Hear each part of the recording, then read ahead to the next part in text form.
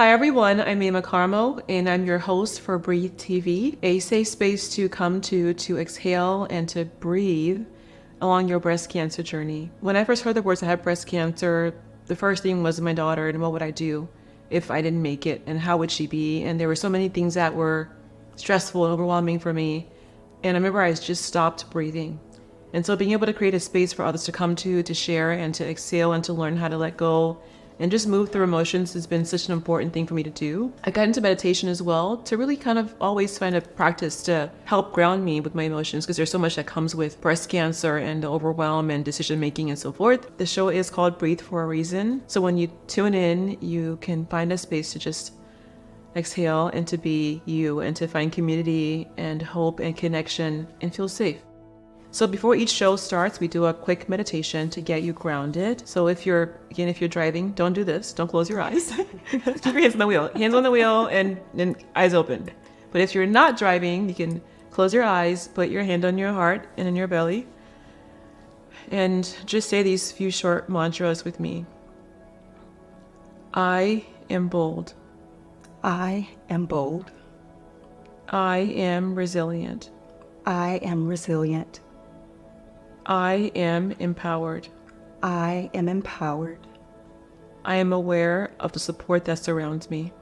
I am aware of the support that surrounds me. I am transforming through my journey. I am transforming through my journey. I am healing. I am healing. I am whole. I am whole.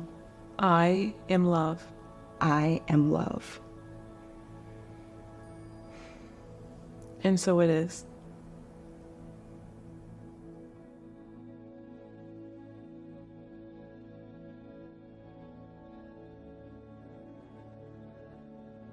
Everyone meet Jonelle. She is someone I love deeply and admire. Like me, she's a TNBC survivor. Yes. And she is a warrior, a mom. And you'll love her story, her energy, and her passion for giving to other people. So Jonelle, tell our audience your story, your diagnosis, how old were you, and how you even got diagnosed in the first place. Of course. Well, my name is Jonelle. I consider myself to be a legacy warrior. My mom actually passed away from breast cancer back in 2014. However, it was after a 14-year-long battle with breast cancer. So I was able to actually experience being a caretaker, being a caregiver, being a child with a mom having breast cancer. And so growing up, I had a knowledge of it. However, it didn't really hit home until I turned 34 and I was diagnosed with breast cancer. So was your mom, was she still here when you were diagnosed, or was she? No, so she passed away in 2014. Yeah, you said that. And then I was diagnosed in 2020. Yeah, amid the pandemic. So it was weird enough that we're all just kind of closed in and locked in, and you're going through your own emotional journeys with the pandemic and trying to navigate through that. And then at the end of 2020, I had my own diagnosis. Did your mom's diagnosis help you to kind of be more aware? How would that impact you being aware of your body, knowing what to check? Because you were really young. Absolutely, absolutely. So my mom was originally diagnosed in the year 2000. She was 36 years old. So basically, I knew growing up as a teenager, I would have to start getting mammograms and going through testing at the age of 26, because they always say go about 10 years prior to your mother's diagnosis. So I started getting mammograms at the age of 26. Routine mammograms. One thing that is ironic about my story is that in 2020, I received a mammogram, clear scans, and about 5 weeks later, I actually found my own lump through self-diagnosis in the shower. And I'm like, wait, did I just feel something? And then as soon as I tried to feel again, it's like it disappeared. Like it was nothing. So you didn't get an ultrasound. They didn't offer you one at all. Because women who are younger have denser breasts. Right, which sometimes can be, it can miss tumors because you already have dense breasts. Correct. And mammograms can miss the tumor because it happens all the time. Correct. That was my experience as well. Right. So yeah, so basically since I had always had clear scans since I was 26, it was just a routine mammogram, just once a year. So that particular year, again, I went for my mammogram. Everything was fine, normal, like I'm used to. And then all of a sudden, I found my own little lump. I think it's amazing though that you were doing the testing in the hospital, Yeah. and doing your own at home. Absolutely. You have to do both, right? You have to do both. And I stand so strong with understanding and knowing that early detection is key. It's so important that we know and learn our breast at an early age. Of course, being in school, being a young girl, it's like, we can talk about, oh, my breasts, my boobs, but it really is an uncomfortable conversation sometimes. And so I always make sure that I tell young ladies that I do know breast cancer does not discriminate. Ladies, for anyone that's actually watching this, it's so important to learn your breast and know your breast, especially if you have a history of breast cancer in your family. It's so very important. I say all the time, early detection saved my life. I don't know where I would be right now had I not found my own lump through self-discovery. So it's very, very important. It's mine too. I mean, I had TNBC stage 2B on the cusp of 3. And, in the early stage setting, there's no targeted treatment. So Correct. I felt like I was like bullseye. So you found the lump, and then what happened? Because you just had a mammogram done. I just weeks had a before. mammogram done. So what was your next step? Calling my doctor.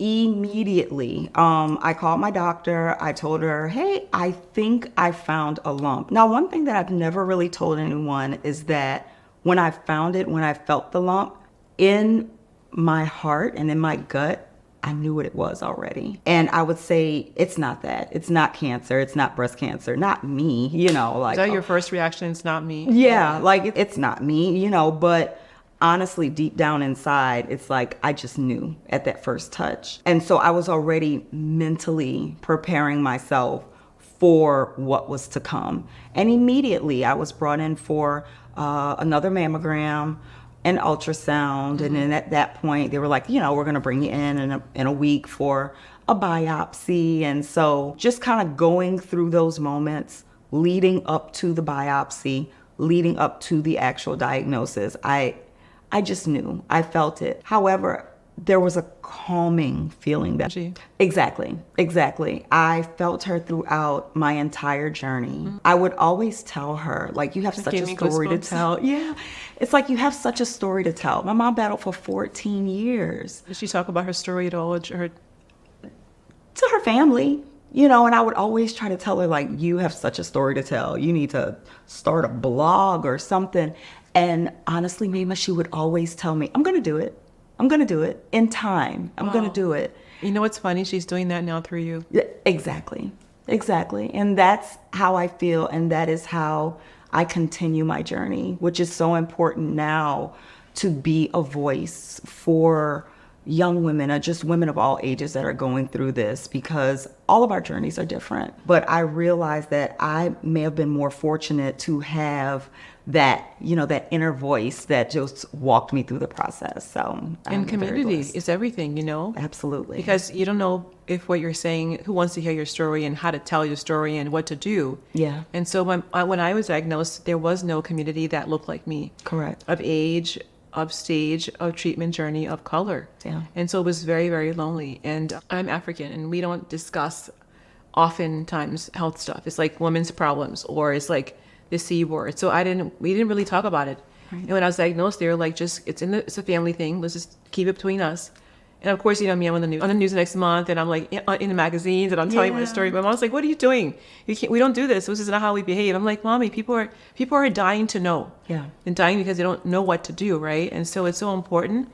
I think to your mom, maybe not wanting to share, that was part of her journey. Yeah. But she is watching over you and speaking through you, because I've watched you mature and grow in your advocacy journey, and you've grown so much. And part of what you've been wanting her to do is tell her story, and now you were going to be her mouthpiece. Correct. Right? And then you're doing it for herself, for her, and your daughter, who's now a young woman as well. Yes. And if you got breast cancer at 34, correct. She's close. She's in her teenage years. That's correct. So the irony of my situation, my mom was a single parent. I'm a single parent. And my mom, she was diagnosed at 36. I was diagnosed at 34.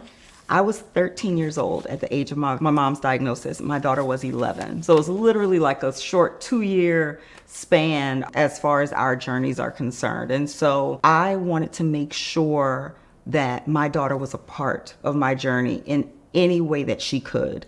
I wanted her to ask the questions. I wanted her to, whatever she wanted to experience, I wanted her to experience. How did you that include with her? me. The only sad thing is that she couldn't come to chemotherapy appointments it was with COVID. me because of the COVID Yeah. times. However, everything else she did. So as far as everything at home, she was my little bodyguard, my little security guard, and we really just went through this journey together. I didn't want her to hold anything back. If you wanted to cry, we'll cry together. If you wanted to ask questions, I'll answer them. I wanted this to be a very natural experience for the both of us because honestly, we didn't know what the next stages would be. So I think back to my journey with my mom. I know that I did everything that I possibly could for her and with her. And so I just wanted to make sure that I allowed that same for my daughter. I think that's so beautiful that you included her in the process for many reasons. But also, I remember when I was diagnosed, how they talk to you about your treatment. Yeah. And the energy around it can really impact how you embody cancer. It could be traumatic or it could be transformational. Correct. And you as a parent saying, hey, honey, here's what's happening to me. You're with me on my Zoom calls, doctor calls. You're, whatever you want, ask me. You're making it less traumatic for her. Right. You're letting her know that this happens. Here's a plan. We're a team. Right. And you're helping her to understand she can be empowered as well. Correct. Throughout her journey, right? Correct. And you know that getting TNBC is so complicated. It's so many things to understand about what treatments are and what they can and can't do. Correct. So how did you learn what you learned about your treatment journey and then share that with her? One thing that was so very important was that as far as TNBC was concerned, that was new for me. So I knew that it was important for me to actually understand what was going on, how that this is a more aggressive form of cancer because of the way treatments, the way they flow. And then once I understood that, it was a little bit easier for me to break it down to her to explain. I wanted to let her know ahead of time what we were going to experience. We were going to experience mommy losing her hair.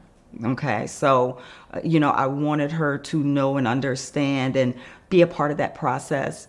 One thing that was very special to me is right after Christmas, which was right after my diagnosis in 2020, my friends gathered around at my house, my daughter, and we basically just had like our own little hair cutting ceremony because what was so important was that I did not want to watch myself lose chunks and chunks of hair at a time. It's so much more traumatic that way. Exactly. And you have no control over the timing and how it looks and all that. Exactly. And so we had this moment where everyone was just together. It was a pajama party, and everyone was just together and having a good time and eating. And then all of a sudden we all got together and my friends they cut my hair for me. And my daughter actually cut the first piece of hair. So that is really one of those things that I wanted to do. It was so important to me. And they cut my hair really short, like they didn't shave it. We just cut it really short because I knew that once I did start losing my hair, the little curls or the little pieces, that's fine. But emotionally, I would be able to handle it a little bit better. And then my daughter she had a fun time, like pulling the little curls out once it did start. So, So you made it kind of a connectivity thing. You made it warm, right? That's so amazing. So, so let's go back to your treatment plan because treatments for TNBC are not as advanced as they are for other subtypes. So how did they explain to you what the options were? And based on the options you were going to be taking, what could your outcome look like? There are a few ways that we can go with this. We can go a clinical trial route, strictly clinical trial, or we can go with a regimen that has been working so far. So the routine that I went under, it included 16 rounds of chemotherapy, as well as 17 rounds of immunotherapy.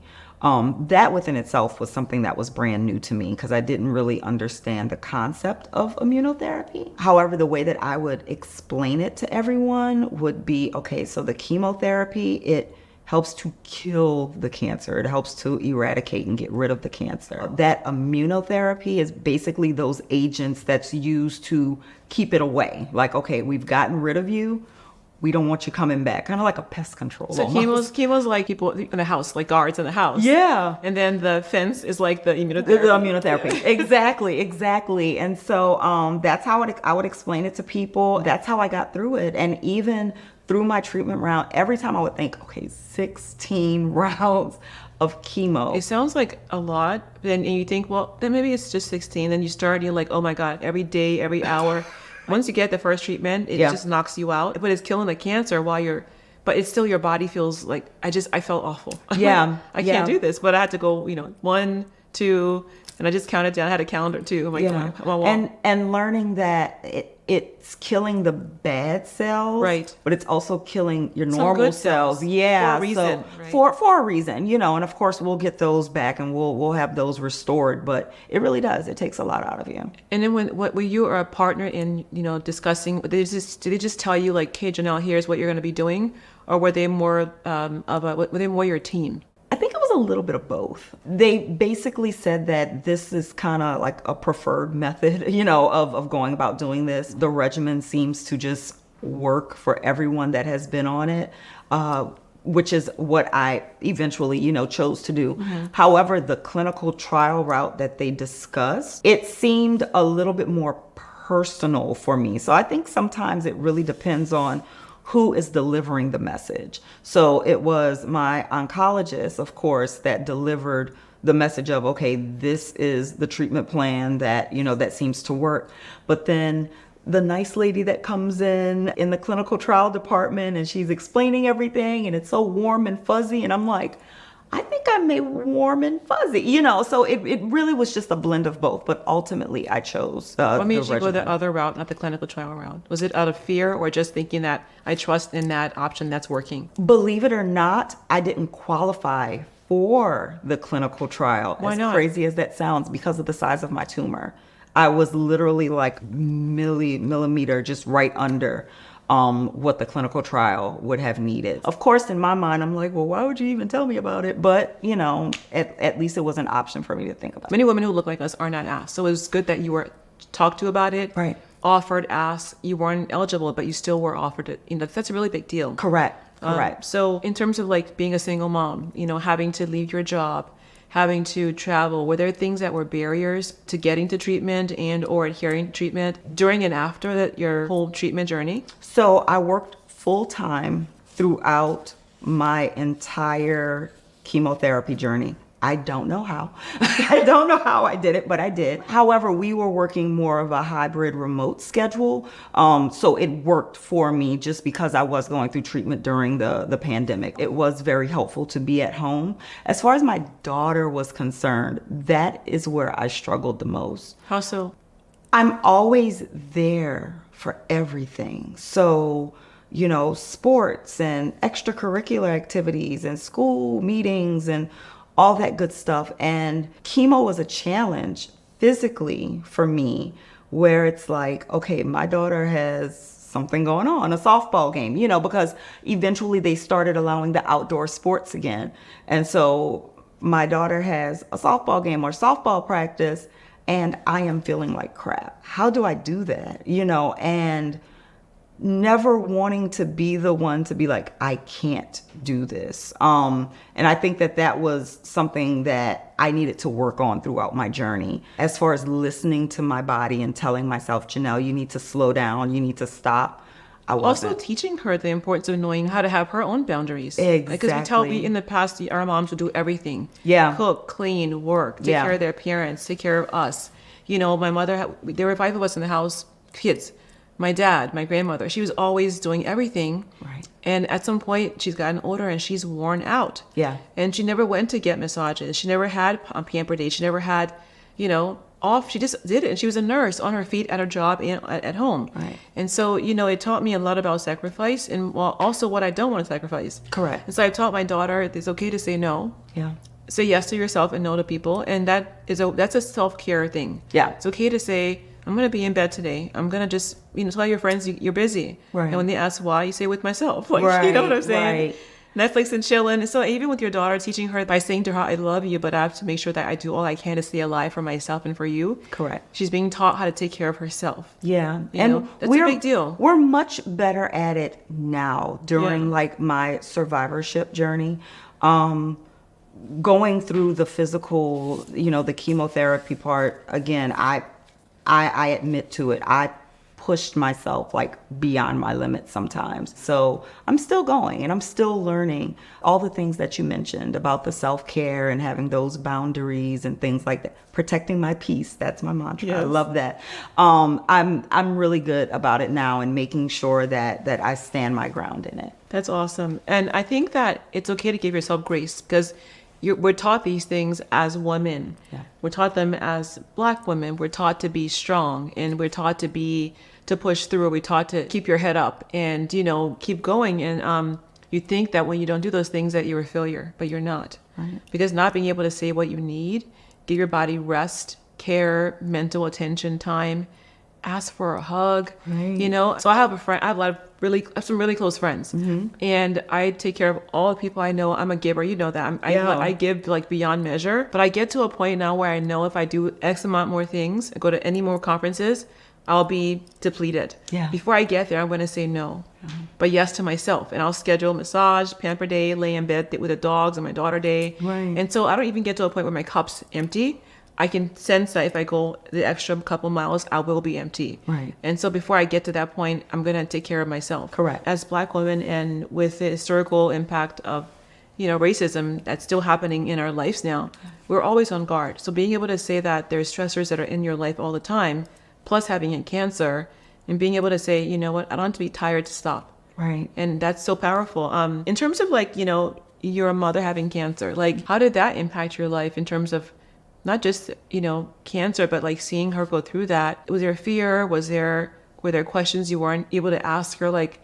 And are there things that happened that made you different for your daughter? My mom fought courageously, throughout the time. A lot of times you wouldn't even be able to tell that my mom had cancer. About 6 months before she passed, we learned that her cancer had metastasized to her brain. And in those moments, I would honestly say those last 6 months of her life is where we struggled the most.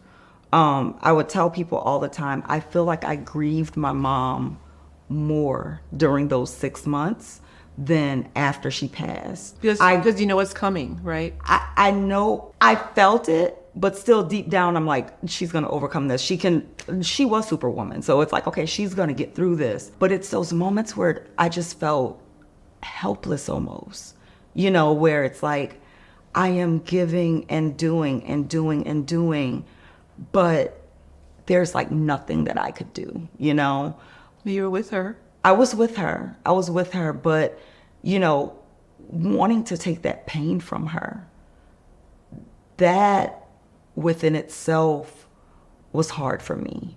When we really just kind of break down those moments of what impacted me the most, actually having to reverse roles almost, caring for my mom as if at this point, she was my baby, and still wanting to make sure that I respected her in a way that she knew that I wasn't trying to strip anything from her. I'm not trying to strip your integrity from you. I'm not trying to strip anything away. I'm trying to help, and I'm here to help. But some things it really just would hit at home. Right before my mom passed, I would always tell people she never cried. She never complained. She would just go through it. She would just go through the motions. Whatever would happen, it's okay, fine, I'm going to do it. Her last 2 words to me before her passing was not okay. Those were the last 2 words she said. I asked her, I said, Mom, how are you feeling? And she said, not okay. And in that moment, it was a peace that I felt because I knew that honestly, there was just the one person who knew everything, she did it all, to finally just being I'm not okay. And at that moment, I had to just really just kind of start preparing myself, like just mentally preparing myself for what could happen next. And, of course, it did eventually happen next. I know as a parent, there's nobody I love more than my daughter. Yeah. And I know that whenever I am leaving this earth, there's nobody I would want beside me or with me or near me or to take care of me besides her, like nobody else. Yeah. And so I shared in another episode that when my dad transitioned, it was my daughter and him. Yeah. My daughter and I were with him. I was holding his hand one side and she the other. Yeah. And as hard as it was, I know that I couldn't help him, and that was so hard. I would leave the room and I'll be on my knees crying in the hallway. Yeah. And I would, dry my eyes and come back in there and hold his hand.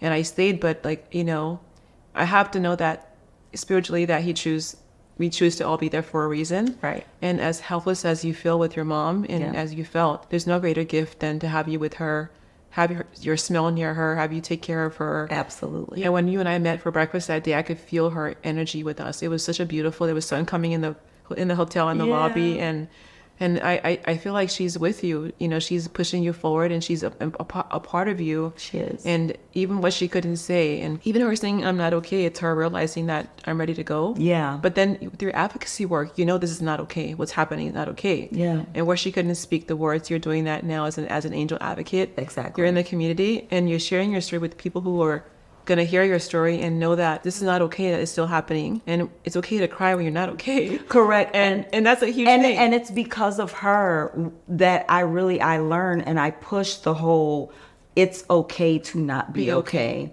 Because finally, when she just admitted to not being okay, it was okay for her to go. I see why you said that you were at peace about that, because she was finally saying it's okay to not be okay. Exactly. And that's what it is. I did. It's okay to not be okay. And I learned that most through her. She said she was not okay, and it's like at that moment I have to be okay with it. And I had to reiterate that to her, like it's okay to do whatever it is that you need to do. What a gift to give you at the last moment, to pass on to your daughter the gift of saying that you can go through tough times. It's okay to ask for help. It's okay to not be okay. It's okay to share and cry and laugh. And, even the cutting of your hair, like you made her part of the journey. And I'm sure she has days where she's looking at you talking and going, is she really okay?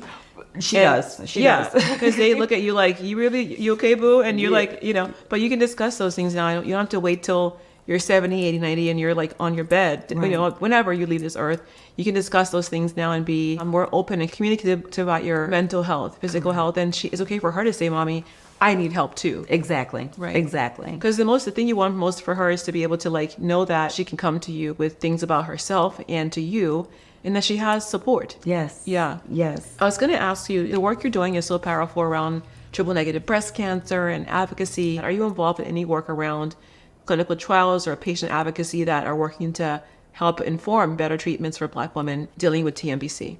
So I consider myself to be an open book. I am always open to not only telling my story, but learning in ways that I've never learned before. And so, yes, there are some projects that I am looking forward to being a part of, as well as just constantly moving forward. I'm so comfortable in telling my story. Thanks to my mom. And I want to be someone that people can look at to say, you know what? I can ask her questions. You know what? She seems very nice, very warm. And I get that a lot. I realize, like, even through social media, there were so many women that I would just sit back and admire that were going through their journeys. I'd send little DMs and ask them questions. And so to know that I am in that role now where people can come to me, they can ask questions, they can be empowered. It actually allows me to have a window open for clinical trial companies and things like that, where it's like, hey, are you willing to share your story? And I'm always, always willing. So what are things that you are doing to help women who are going through breast cancer and or TNBC breast cancer to be empowered with their health? I honestly think just staying up to date with the things that are going on. Like treatments, trials, things like that. Treatments, trials, testing.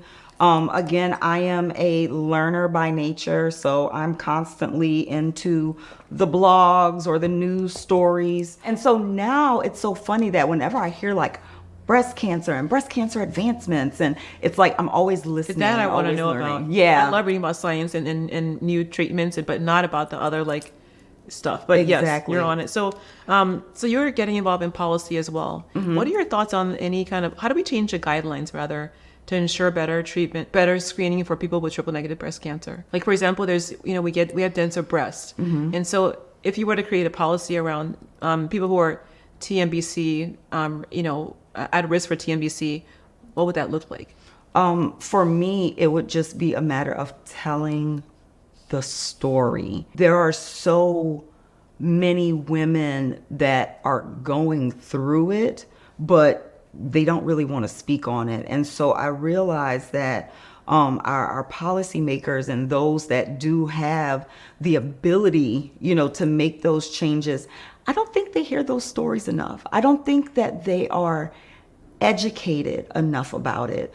As you said before, like you don't see us on the Hill all the time. You don't see us really having those conversations with those that are, in the government and all these type of things. And so I think it's important to really be able to have that conversation, to have that uncomfortable conversation, and just to really say like, this is important. And even right now, it's still growing. There are more and more women that are being diagnosed with triple negative breast cancer, letting them know what the statistics are. Women under 40, those women of color, those that are more prone to actually getting this disease, hey, this is going to happen. And now is the time. Now is the time to really just stop and say, what can we do to not only help those that are now present, but to help those in the future? Exactly. And so I think that those are the things that are most important. Just seeing people represent and Exactly. say, this is who we are, what we look like. Exactly. This could be your daughter, your sister, your mother, Yeah. your best friend, right? Yeah. This could be you. Yeah. Yeah. And honestly, I was just at an event, and just a general question would be, do you know anybody with breast cancer? Have you been affected by breast cancer? Oh yeah, my mom had it, my aunt had it, my cousin passed away from it, my best friend has it now. There are so many people that are affected and impacted by this disease. And I am sure that those that are the lawmakers and the change makers, I'm sure in some way, shape, or how, they're being affected by it personally. Yeah. But they don't hear the stories enough. So talking about stories, you're always out there now. You're sharing on social media, you're sharing on the blogs. Yeah. You're doing your IGs. I think I've seen a few TikToks here and there. I'm maybe. trying. We'll make it work. So tell me how using your voice can ensure that people who are watching, like those who are just getting diagnosed, who are finding their way, how can sharing your story and getting involved in policy and all these things that you're involved in help you to be more empowered? Mm-hmm. And also at some point, like I'm sure you didn't realize you would be doing all these things. You began with one thing and now you're everywhere. I know. Right? And it's changed who you are. Absolutely. And it's so funny that you asked that question. Believe it or not, I remained very, very private. I'm a private person by nature. And so I remained private throughout my entire chemotherapy journey. I did not reveal to the world that I was battling breast cancer until my last day of chemotherapy when I did my bell ringing. Of course, that was like a big shock to everybody. As soon as I turned that social media profile public, something just went through me. And at that point, I just wanted to tell the story. And that's honestly just how I've grown to this point, being very transparent, the good, the bad, the ugly. Like this was not easy. This was not an easy race, but I wanted to show that even through those hard times, there is good that comes out of it. And even now, being able to grow and have that platform and to have people just to see that I'm okay.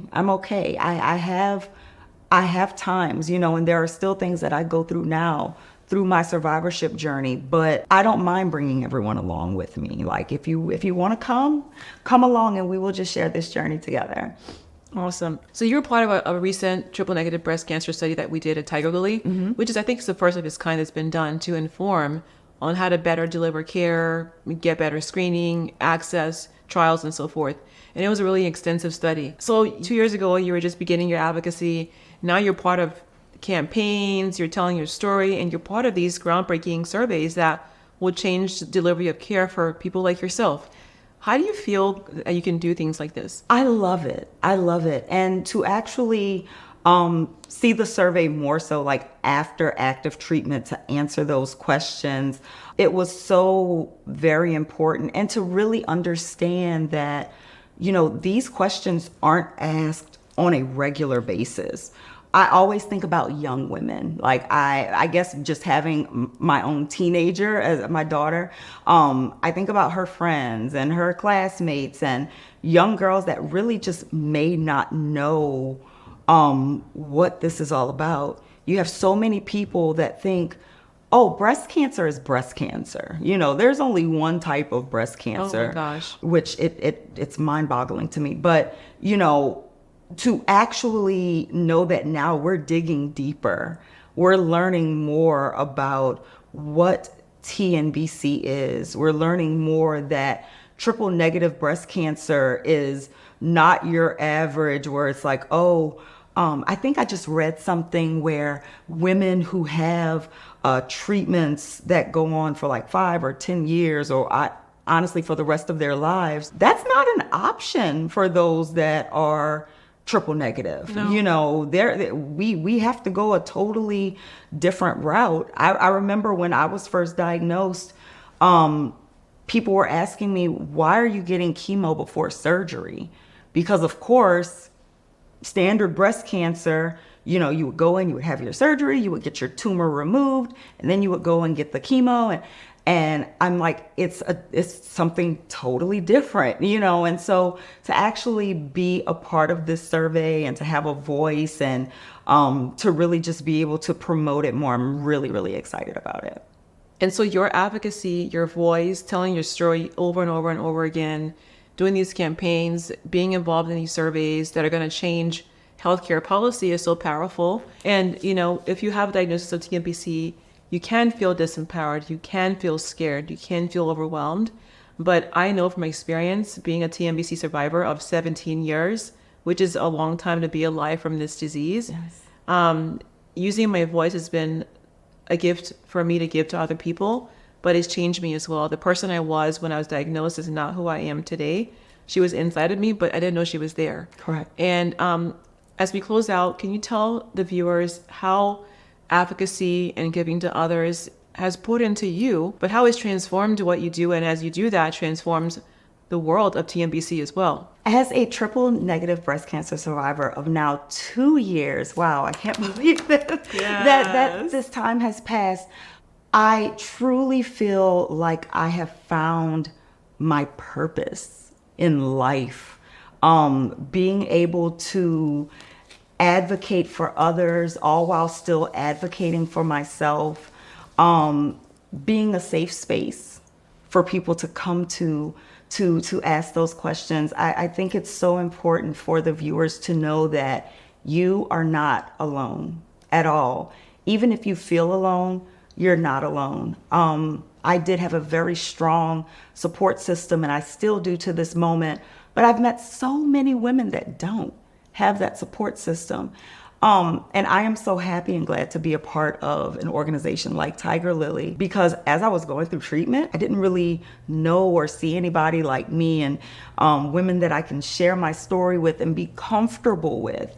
So now just being able to have that voice and to be able to really just do all that I can. Like I feel like it's just limitless. Like we can do whatever it is that we need to do. Absolutely. Yes. All in the name of advocacy. All in the name of advocacy. I love that. I mean, I think that advocacy is so powerful, and it's whatever you want for it to be. It could be you sharing a blog. It could be you doing an Instagram reel. It could be you talking at your church. It could be you just being better with talking to your daughter about her breast health. It could be anything. It's not about you beginning a nonprofit. It's really about you changing maybe one thing that could change someone's life and the next person's life, and that's how you create a ripple that can change the world. And so however you want to use your voice, find a way that works best for you, and know that your voice can change lives and it can create a ripple that can, again, change the world. I'm Maimah Karmo, and you're watching Breathe TV, and Jonelle has been our guest today, and she is resilient, amazing, fearless, a warrior, and you inspire me so much. You inspire me as well. Oh, thanks, babe. Thank you. Thanks for watching, everyone. See you next time.